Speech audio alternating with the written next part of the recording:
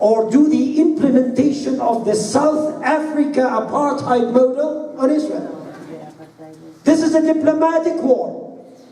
It's not a war like we used to have in the 20th century when we had battlefields. This is different. Now, I must say that many Israelis, especially settlers and right-wingers, and you know that the majority in Israel are right-wingers, do not trust Palestinians and others. And when you ask them why you can't trust them, they're going to give you two examples. When we left Gaza, what we got is a bunch of rockets over Sderot and Ashkelon and Ashdod. So they will tell you, even if I would like to have two-state solution, it's not feasible because these guys cannot keep up to the word. And they take it as sort of a weakness, and they're gonna rocket us, and basically we would have many problems. So just think of a situation, just think of that, imagine that Hamas would take Gaza and turn it into a mini Singapore. Who wouldn't praise Hamas and Palestinians in that case, even Israel? You know what they did? They took the money and started digging in tunnels in order to get into Israel and to do what they call the armed struggle. The second thing that many Israelis would tell you, and we have to get kind of an answer in order to persuade Israelis. Okay, I'm going to sign on kind of a treaty with Abu Mazen, with Mahmoud Abbas. But everybody knows that he is not having control over the Palestinians. What if in 2 months' time there would be an election to the municipalities? Hamas is going to take the upper hand. So what are we going to do then if Hamas is going to control the West Bank? And Hamas still has a charter. A charter! It is written there, it's not my interpretation. Saying that Palestine, and I quote, Palestine is not a matter of territory. It's a matter of essence, of culture, of religion. And this makes a difference, because if we are competing over the same territory, we can compromise. You're going to get 70, I can get 30, you can get 60, I can get 40. We are doing kind of a conflict which could be secular between two nationalist movements. But now I can give you the chart of Hamas, and it is written in Arabic, loud and clear. Palestine should be a dawla min al-nahr ila al-bahr, which means Palestine should be stretched from the River Jordan to the Mediterranean. Now, even if it's just a slogan, many Israelis would say, why should I count on somebody who does not accept the very existence of Israel? Why? Why should I do that? And these are obstacles that should be found in the mindset of people. So Netanyahu could go with Abu Mazen to Washington. They could sign on many things. But it's worth nothing. Like Oslo and like other things. You would like to have an agreement? You would like to have peace? Make sure that everybody knows that peace and agreement is something to be done between people, not between two leaders in America. So the simple fact that two leaders have to go to America to sign an agreement tells you a lot about the problem. Let's be very modest. Don't have a quantum leap forward. you would like to have an agreement, make sure that the educational system all over the Middle East is being changed. If a 4-year-old child in a kindergarten is being taught to become martyr or shaheed and killing Jews, and this is not something that I invent, it is there. It's in YouTube, and every other aspect. What we have to say that this is not the way by which to build up bridges. We should come up with educational revolution. People of the religion, both in Judaism and Islam, should come up with the more moderate interpretation of religion. We have to find things by which to tie up the loose ends. It's a long shot, a long process. We need to have patience. Shalom Achshav, this is something that doesn't work. If I say Shalom Achshav, what the other side understands is that I am so eager to have peace now that I can give up on everything. And this could be a wonderful way to deal with things in the West, not in the Middle East. In the Middle East you have to be very shrewd, very cunning, very sophisticated, otherwise you can lag behind. You have here the Iranians, they do the bazaar thing, they know how to deal, and you sow the deal with the United States, and the Iranians are going to become nuclear in the end of the day. And if you ask me what is fascinating about the Middle East, Israel's geopolitical situation has never been that good as it is now. Why? I tell you why.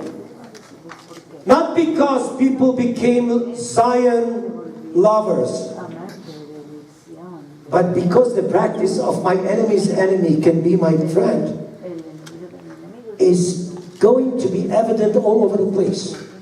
Israel does talk to Saudi Arabia, Arab Gulf states, Morocco, Jordan, Egypt. How come? Common enemies. ISIS, Iran, and others. This by itself makes the argument that if Israel could be prudent, modest, sophisticated, it could definitely run and conduct itself in the 21st century. We can do nothing in this Middle East. The chaotic situation is everywhere. It is beyond the capacity of Israel.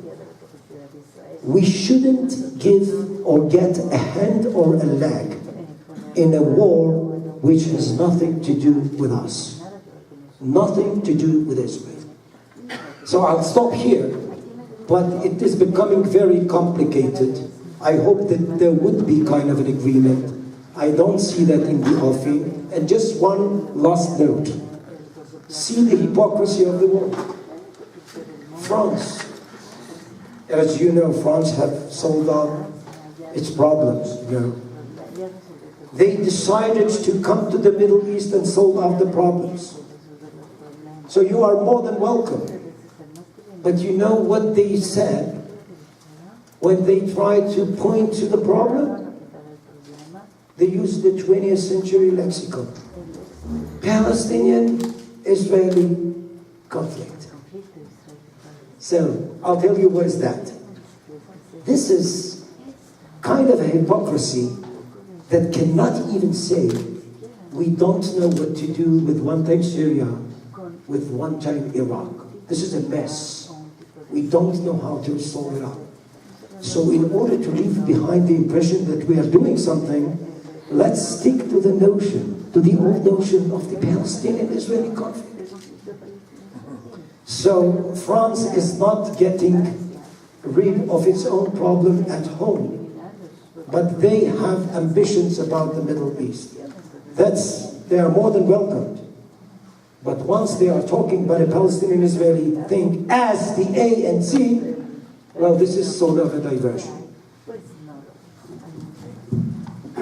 Now, It seems that Russia's efforts to participate actively in the region has succeeded, and also that the United States involvement is decreasing. We know too that relations between Israel and Russia are in good shape. From the point of view of Israel's interests, is that a good bet? Or should Israel try to go back to the status quo ante that prevailed before the tensions and frictions between President Obama and Prime Minister Netanyahu? Yeah, that's another very good question. Listen, what happened in the United States is not only Obama, it is a real break with tradition and construction. I don't think that the United States is going, even with Trump or Clinton, to get back to status quo ante. What Israel is doing, and you can think of that. Egypt was disappointed to see that America left Mubarak behind. Saudi Arabia was so disappointed. So just think of that. Many players in the Middle East are pretty disappointed of the the fact that they were abandoned, so to speak, by the pattern. In the Middle East, we are not used in the last 200 years to act without a superpower. You know, in the 20th century, it was the Cold War, USSR versus US. Thereafter, it was the, let us say, uniqueness of the United States, or the dominance of the United States. Now the United States is pulling out. Russia, as we said, Putin. So, what Israel is doing is just to broaden up the base of our contacts. Yes, we do talk to Moscow. We haven't been talking to Moscow that frequent before, in that frequency, I mean. So what do we talk about with Moscow? Just small, narrow-minded interest, as everybody's doing. I'll make the story very, very simple for you. We can do nothing in the Middle East. It's beyond our capacity. So if Moscow would like to use airplanes and chemical weaponry to slaughter rebels in Syria, well, we can do nothing about it. The world should say something, not we. We can do nothing about it. But we left Moscow with an understanding that we are going actually to do the fence sitting. We are not going to intervene. It's not our business. But if we would find convoys delivering sophisticated weaponry from Damascus to Beirut to Hezbollah, we're going to hit them. And this is what we're doing. Second, if the Golan Heights, the Syrian side, is going to be controlled by Iran and company, which means Hezbollah, Israel is not going to let it go. So you are not dealing with constructions in this Middle East. You are coming up with preemptive acts. How to prevent the other make kind of a nightmare or make or threat my security. This is something that we have to bear in mind. Everybody thinks that way. And this is why everybody for itself. We don't have camps. We don't have blocks. We have a bunch of bits and pieces moving all the way around. And everybody is recalculating its strategy day by day. This is very tough. But at the same time, you have a lot of possibilities if you are that sophisticated. This is what we are trying to make Israel. Not a Western state in that sense, very Middle Eastern. speak the language of the Middle East. Make sure that we are understandable in the other side, for better, for worse. Because we are not to be taken as the dummy of the neighborhood. No more. And I am afraid saying that everybody else is thinking that way. This is why the Middle East is becoming so combustible. If my interests are being damaged, and I should retaliate directly, it is because I don't want the other have the impression that I'm weak. This is the reason for the combustibility in the Middle East. So, for a long time, Israel has not taken seriously into account the Arab Peace Initiative of 2002. Was that initiative really serious, and does Israel has lost a good opportunity of making peace with big Arab actors? Or was that initiative problematic and impossible to take into account due to domestic Israeli political discrepancies about the costs and trade-offs involved? Great. First of all, you know, we do not talk about peace in Israel and in the Middle East. This is too broad a notion. What is peace? Peace is something to be built up on true friendship, love, trust, and intimacy. Well, this is not to be found in the Middle East. Not only in Israel, this is not to be found in the Middle East. So let's talk about agreement, not about peace. So Israel should promote every agreement that would increase its security. This is how we measure agreements. We cannot buy promises. We cannot stick to the notions of the world of neoliberalism.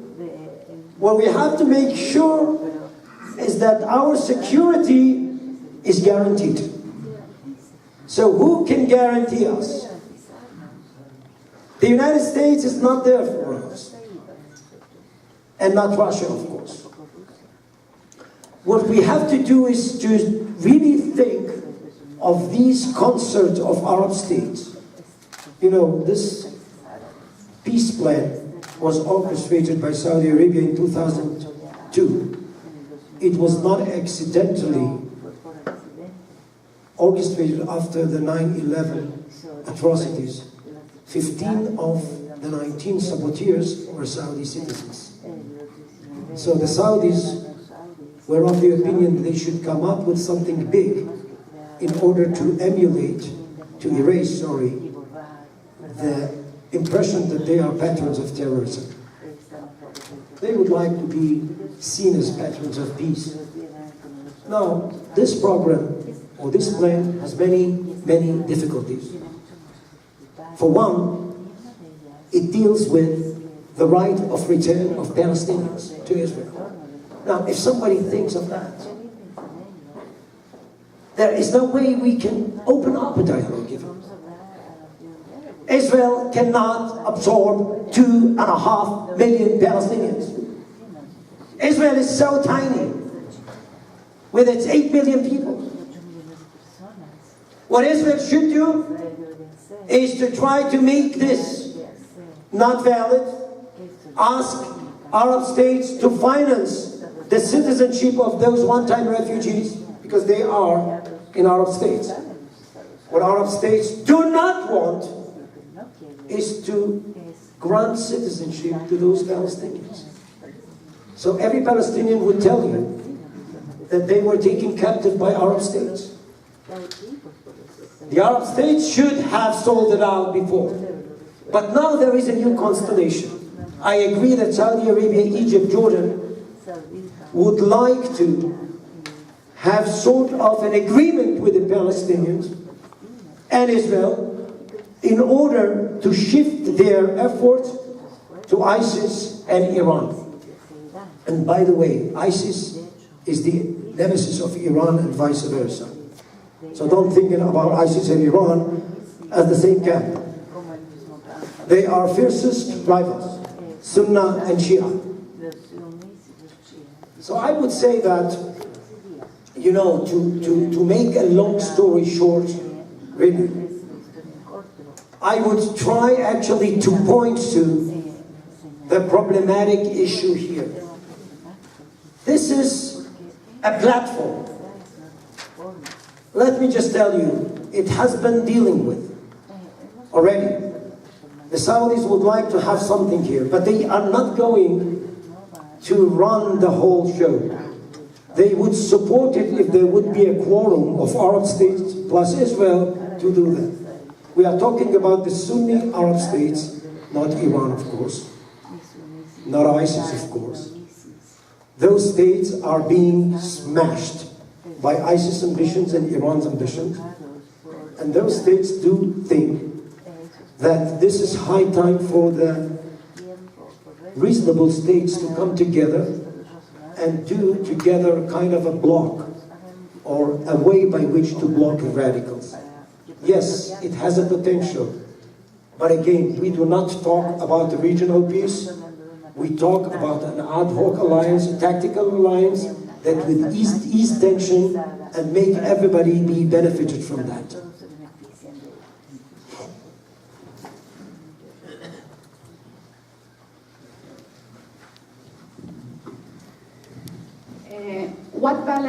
What is the balance that you can make of the treaty between the G5+1 and Iran 1 year after it was signed? Has Iran kept its promises fully, or are there doubts or complaints about them? Well, listen, I think that this 5+1 treaty with Iran is kind of a way by which to take a problem and to postpone its problematic dimensions to 10 to 15 years later on. Well, let's say what we got here. Okay, I would ask you and you should just tell me. Because I've been to many